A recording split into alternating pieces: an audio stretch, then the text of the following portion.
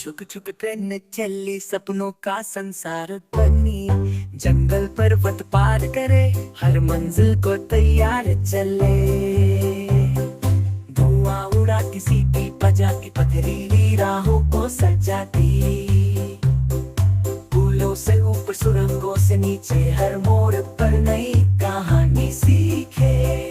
रंग बिरंगे फूलों के पार, हरी भरी वादियों का त्याग। नदी के संग चलती जाए, चांद सूरज संग मुस्काए। पंछी बोले क्या अद्भुत बात, कैसे करती ये लंबी बात। बच्चे खिड़की से झांके बाहर, खुशियों से भर जाए उनका घर। गांव गांव, शहर शहर, लाती खबरें हर दोपहर। दूरियां सब मिटा देती, दिलों को पास ला देती।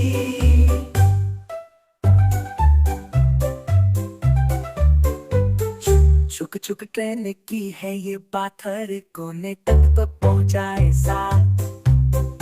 चलती जाए बिना थके, हर सपने को अपना सके। आओ हम सब करें सवारी, इस ट्रेन की अनोखी तैयारी। छुक छुक करती जब ये चले, हर